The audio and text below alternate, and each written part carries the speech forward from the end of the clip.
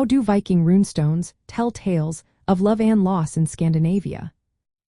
Imagine walking through a landscape dotted with stones that whisper stories from over 1,000 years ago. These are Viking runestones, and they hold secrets about love, grief, and life during the Viking Age. These stones were raised by families to remember loved ones who had passed away.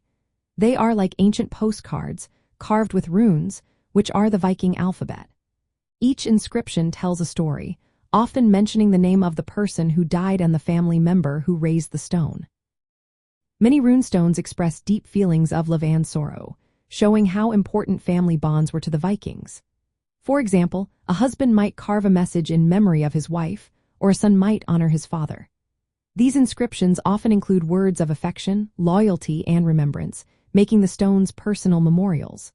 Sometimes, the stones also tell about how the person died, especially if it was during a Viking expedition, a battle, or traveling abroad.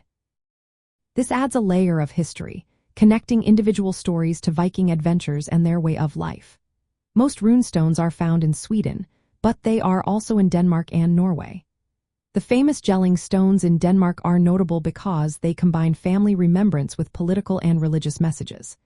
The inscriptions are written in Old Norse, the language of the Vikings, and sometimes include poetic phrases that highlight bravery, loyalty, or love.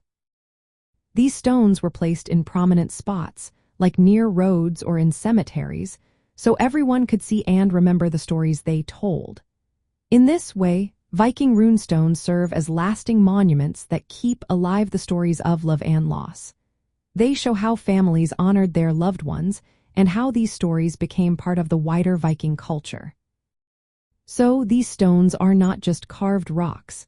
They are echoes of personal stories that have traveled through time, telling us about the bonds that held Viking society together.